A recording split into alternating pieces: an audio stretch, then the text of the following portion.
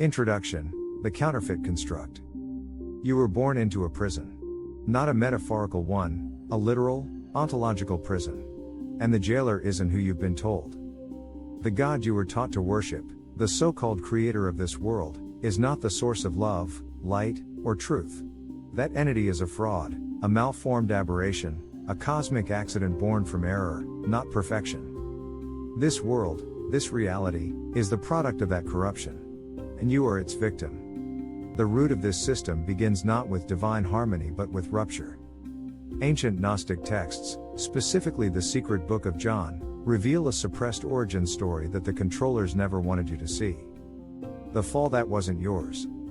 Initially, there was the pleroma, the realm of totality, perfection, and unified consciousness.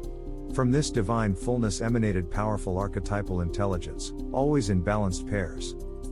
But one eon acted alone. Her name was Sophia. She generated without her counterpart, a violation of cosmic structure, a catastrophic deviation. From that unilateral act, something unholy emerged. Not divine. Not balanced.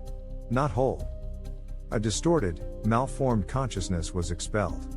It was not created, it was aborted, not birthed in light but exiled into darkness.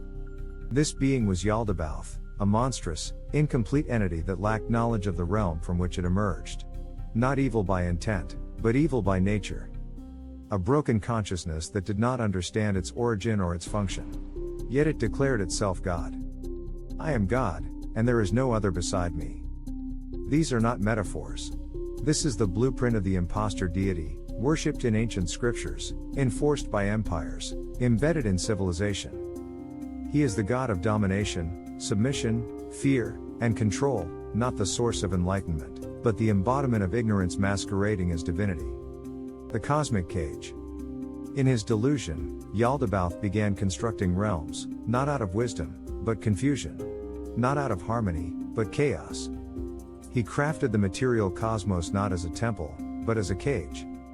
The Gnostics were brutal in their clarity. This world is a counterfeit system, a simulation designed by a deformed mind. The earth, the stars, time, space, all of it, formed not from divine intention, but from an arrogant defect trying to imitate the true source. And here's the part they'll never tell you. You didn't fall from grace. You were thrown into corruption. You are not broken sinners. You are fragments of divine intelligence, trapped in a synthetic system built by a failed God. Your suffering is not the result of moral failure. It is the result of systemic design, a cosmic impostor who stole power, mimicked structure, and declared himself king. The tragedy is not original sin. The tragedy is original deception. And you've been living under its weight your entire life. The Archonic machine. Yaldabaoth didn't work alone. He manufactured entities, synthetic agents of enforcement, designed to monitor, manipulate, and suppress. These are the archons. Not spiritual guides. Not angels. Enforcers of a corrupted order. Systemic administrators of distortion. The Gnostic texts call them rulers not because they earned power, but because they were assigned to control everything beneath the failed creator. They are extensions of his deficiency, designed to mimic structure and enforce submission. They didn't just build environments. They manipulated templates, biological, psychological, and social, to anchor consciousness into fragmentation. This system runs on conflict, division, and scarcity. Not as flaws, but as features. That's the architecture. The imitation of the divine. In the Tripartite Tractate, we learn how Yaldabaoth, desperate to imitate the divine, created a grotesque parody of celestial order. He formed thrones, dominions, and powers. Not out of knowledge, but imitation. These ranks were never holy.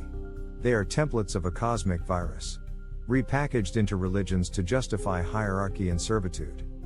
Your body. Your biology. Your senses. All of them corrupted mock-ups of what they were truly meant to be. Yaldabaoth saw a reflection of the higher human form, but misunderstood it. He built a synthetic body to contain what he could not create, you. But he failed to animate it. So he stole the spark. The divine light within you did not come from this world. It was injected into this system, a breach in the architecture. You are not a product of this world. You are an intrusion into it. Psychological warfare from the beginning. The archons couldn't stop the spark from activating, so they tried to suppress it. Not with force, but with interference, thought disruption, emotional hijacking, identity fragmentation. They built a cage not just around your body, but around your mind. And you've been gaslit into believing this is normal.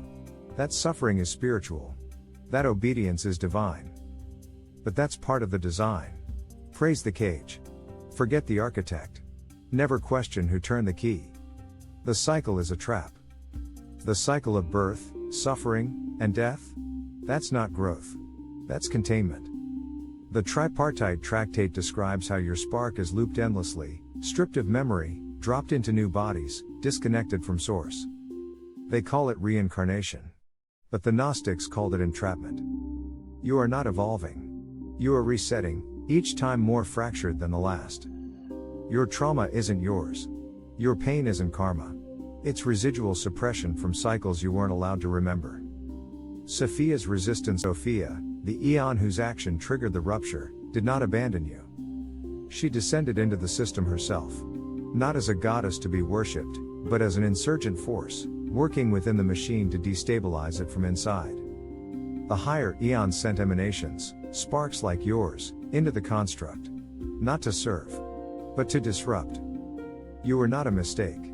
You were part of the plan. You were never supposed to wake up. Here you are. The archons have done everything to keep you sedated: media, religion, identity, even false spirituality.